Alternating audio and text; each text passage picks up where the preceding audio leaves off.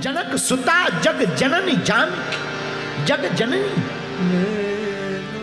माई बाप जग जननी इसलिए इंद्रपुत्र जयंत, इंद्र का बेटा जयंत कौआ बनकर के आया, माता जानकी जी के चरणों में चंचुका का चोंच का प्रहार किया। लेकिन प्रभु श्री राम आंख बंद करके लेटे हुए थे माता जानकी जी की गोद में। जानकी जी ने विचार किया, चरण में चंचुका का प्रहार, चोंच का प्रहार चरण पर कर दिया, कोई बात नहीं, लेकिन एक काम कर जयंत भाग जा, प्रभु जाग ना जाए, इसलिए भाग जा, जाग जाएंगे तो आफत होगी। लेकिन जयंत इसकी तो मति मारी गई कि वहीं कांव कांव करने लगा, क्योंकि ये तो आया ही था बल देखने। जानकी जी ने तब भी कुछ नहीं कहा, चंचुका का चोंच का प्रहार करने पर भी जयंत को कुछ नहीं कहा। लेकिन बाद में वो जयंत माना नहीं, दोबारा चोंच का प्रहार किया, अपने पंजों से इतना तेज लौच दिया कि मैया जानकी जी के रक्त बहने लगा और कांव कांव करने लगा। प्रभु श्री राम जागे, जागे तो माता जानकी जी ने कुछ नहीं बताया, लेकिन प्रभु श्री राम जान गए, बाण तो था नहीं, एक तिनका को ही जयंत के पीछे छोड़ दिया। तिनका आगे जैसे ही चला, जयंत आगे आगे तिनका पीछे। जयंत ने सोचा हमें तो पहचान थोड़ी पाएंगे, हम तो कौआ का रूप धारण करके आए हैं, लेकिन हम कौआ थोड़ी हैं, हम तो जयंत हैं। आगे जाकर रूप बदल लिया, लेकिन रूप बदल लिया पर तिनके ने पीछा नहीं छोड़ा। बोलो जय श्री राम। ऐसा अक्सर होता है, हम लोग सोचते हैं कि हमें कोई पहचानता थोड़ी है। भाई साहब, इस दुनिया में जितने भी आए हैं सबकी पहचान आइडेंटिटी कहीं हो या ना हो, हमारे प्रभु के पास सबका बायोडाटा रखा है, कितने भी बदल लो। हमारे एक कवि हैं गंग साहब, गंग कवि बहुत प्यारी बात बोलते थे, उनकी बात हमें आज याद आ गई। वो कहते थे, पवन की झकोरन से बादल मिट जात है, पवन की झकोरों से बादल मिट जात है, आदर मिट जाते हैं नित नित घर जाए से। पवन की झकोरों से बादल मिट जाते हैं, आदर मिट जाते हैं नित नित घर जाए से। औषधि खाए से रोग मिट जाते हैं, पर पाप मिट जाते हैं हरि गुण गाए से। गंग कहे सुनो शाह अकबर, कर्म छिपे न भभूति लगाए। गंग कहे सुनो शाह अकबर, कर्म छिपे न भभूति लगाए, लेकिन जो हरि गुण गाए सो राम को पाए। हैं? कई लोग ऐसा मुख बदल लेते हैं कि हमें कोई पहचान ही नहीं रहा। मान आज ही हम आ रहे थे, हम और चौधरी साहब दोनों जिस चील गाड़ी पे बैठे थे, हवाई जहाज पे बैठे, तो हम लोग काठमांडू से यहाँ आ रहे थे, भरतपुर उतरना था। चील गाड़ी छोटी सी, बुद्धा एयरलाइंस, उस पर बैठे छोटी सी हवाई जहाज। हम चौधरी जी, हमारे बगल में सांसद जी, और हम आगे बहू रानी और वरुण बेटा, उसके आगे माता जी बैठी थी, सब लोग बैठे थे। तो हम बैठे थे तो हमें हमारे एक सज्जन साथ में रहने वाले ने कहा, गुरुजी आपको सब पहचान जाएंगे। सिक्योरिटी वालों ने कहा, गुरुजी आपको पहचान जाएंगे, घेर लेंगे। तो पता है हमने क्या किया, ये बैठे थे, हमने अपना ये गमछा लिया, मुंह में बांध लिया ताकि कोई पहचान ना। लेकिन मजे की बात सुनना, 1.5-2 मिनट तक तो बंधा रहा, लेकिन एक माता जी जय बागेश्वर धाम, हमने पर निकाल के फेंक दिया, हमके बाहर में गए। जब पहचान ही गए तो कौन लगा है। तो हम जब नीचे उतर आए और गाड़ी में आकर के हम कमरे में पहुंचे, तो हमने जो हमारे साथ रहते हैं, बगल में सीट में बैठे थे, उसके बगल में सांसद जी के बगल में, हमने उनसे पूछा कि हम तो मास्क लगा लिया था, हमने बांध लिया था, फिर लोग हमें कैसे पहचान गए। बोले गुरुजी तुम्हारी आंखें और बाल तो बता देती हैं जेबेई हैं। तब हमारे दिमाग में एक बात आया, हमारे दिमाग में एक बात आई, क्या कि कितना भी छिप लें पर छिप नहीं पाता है, व्यक्ति का हकीकत पता चल जाता है। आज नहीं तो कल चलेगा, सच्चाई छिप नहीं सकती, बनावट के उसूलों से खुशबू आ नहीं सकती, कागज के उन फूलों से। तो आप राजा, तो सच्चाई सत्यता सत्य होती है, वो छिपती नहीं है, वो तो दिखाई पड़ ही जाती है। उसी प्रकार जयंत को लग रहा था कि हमें कोई पहचानता नहीं, हम तो कौआ हैं, पर हैं जयंत। तो कौवा का रूप धारण करके जयंत वहां पर चंचुका का प्रहार करने आया, लेकिन उसे क्या खबर कि जिसे सबकी खबर है उसको तेरी भी तो खबर है? बेखबर मत रहे काफिर, बेखबर मत रहे काफिर, तेरी खबर भी तो उसको खबर है। बेखबर मत रहिएगा, उनको परमात्मा को सबकी खबर है। आहा, बोलो जय सिया राम, जोर से बोलो।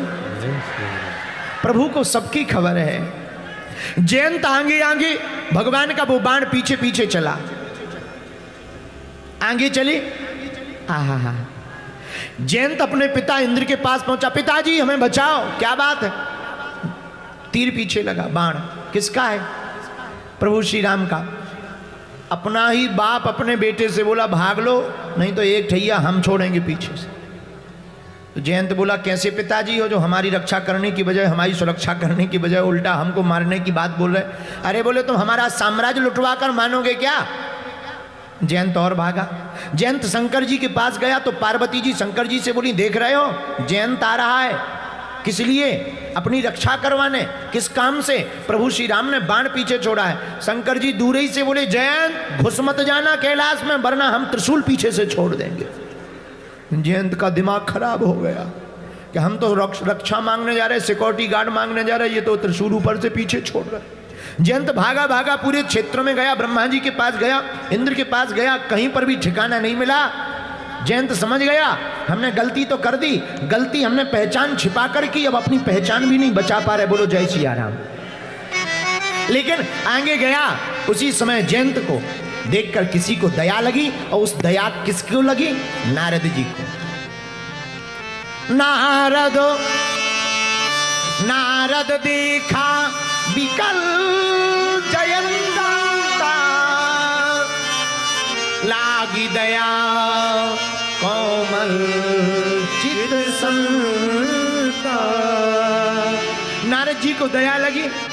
नारद जी बोले जयंत जी महाराज कहाँ जा रहे हो? जयंत बोला कोई ठिकाना हो तो बताएं कि हम काठमांडू जा रहे कि नेपाल, जहां बाण लिए जा रहा वहां जा रहे। अच्छा जयंत ये बाण पीछे क्यों लगा है? मारने के लिए का वरदान देने थोड़ी लगा है, प्राण लेने के लिए पीछे लगा है। लेकिन जयंत एक बात है, क्या? अगर इसे तुम्हारे प्राण लेने होते तो अभी तक कब के प्राण ले लिए होते। तुम नारद जी, तुम ब्रह्मा जी के पास रुके, पिताजी के पास रुके, ये तो अभी तक प्राण ले चुका होता। जयंत बोला अब और लंबी आफत। बोले क्यों? बोले विचित्र बाण है, प्राण ले नहीं रहा, पीछा छोड़ नहीं रहा। जयंत एक बात बोले, हाँ ये जिसका बाण है वही बचा सकता है। बात देखो कितनी अच्छी है। हम लोगों का जहां समस्या होती है वहां समाधान नहीं लेते, समाधान दुनिया में ढूंढते हैं, पर समस्या का समाधान तो परमात्मा के चरणों में प्राप्त होता है। जयंत जिनका बाण वही बचाएंगे। तो जयंत नारद जी से बोला गुरु जी हम वापस जाएंगे तो प्रभु पूछेंगे क्यों आए थे? तो बोले तुम गए क्यों थे? जयंत बोला बल देखने। बोले बढ़िया है, बता देना, कहना प्रभु हम जब पहली बार आए थे तब आपका प्रभाव देखना था, अब दोबारा आए हैं, अब आपका प्रभाव तो देख लिया, तीनों लोकों में कहीं जगह नहीं मिली, अब आपका स्वभाव देखना बाकी रह गया है। आहा, देखो ये संत ने दिया। जैसे ही भगवान के पास गया और जैसे ही गया सोई जानकी माता ने तुरंत सपोर्ट कर दिया, महाराज अब इसे क्षमा कर, इसने गलती तो की, चरण अपनी चंचुका से हमारे चरण पर प्रहार तो किया, लेकिन इसे क्षमा कर दो, बालक है। ये माँ का भाव होता है, बेटा कितनी भी गलती कर दे पिता से वो क्षमा करवा ही देती है। कई बच्चे यहाँ ऐसे बैठे पिताजी से कुछ नहीं बोल पाते, लेकिन माताजी से बोल दे तो काम हो जाता है।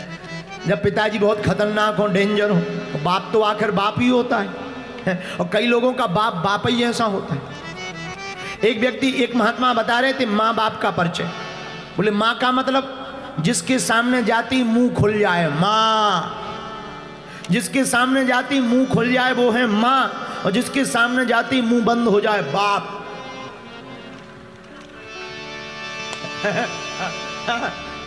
जिसके सामने जाते ही मुंह खुल जाए माँ, और जिसके देखते ही मुंह बंद हो जाए, बाप, ये बाप है। बोलो जय सिया राम। और बहुत से लोग ऐसे हैं जिनके बाप के सामने मुंह बंद ही हो जाता है, लेकिन काम करवाना हो तो बाया सपोर्ट लगा लेते हैं माता जी का जैक। माता जी कुछ पॉकेट मनी मंगवा दो, दे दो, बच्चा है, छोटा बच्चा है, दे दो, क्या बिगड़ जाएगा, दे दो, 500 नहीं 1000 दे दो, छोटा बच्चा है, ले बाप को। फिर अच्छा, अभी हम जब एक हमारे बहुत प्रिय है, हमका एक बात बताएं। बोले क्या? हमका पिताजी से ना तुम्हारी बनती हो तो कोई दिक्कत नहीं, माता जी के चरण पकड़ लो, माता जी पूरी व्यवस्था करवा देंगे। और बात बहुत सही है, जयंत का सपोर्ट माता जानकी जी ने लगाया कि ये बहुत जगह घूम आया, अब आपके चरणों में पुनः आया, इसे क्षमा कर दीजिए। राम जी बोले हमारा बाण अचूक है, विफल नहीं जाएगा, प्रभु छोटी मोटी इसे सजा दे दो। एक आंख ही फोड़ दी जयंत की, एक आंख ही बची। और आप देखिएगा कौआ आज भी एक आंख ही से देख रहा है, एक इस आंख को इस तरफ कर लेता, इसी को इस तरफ कर लेता। वो राम जी का बाण है ना, बहुत खतरनाक है। जिन जिनको राम जी का बाण लग गया बहुत खतरनाक लगा। और हम नेपाल वासियों से भी कहेंगे, अब यहाँ भी राम जी का बाण चल गया, अब राम राज्य की स्थापना होकर के ही रहेगी।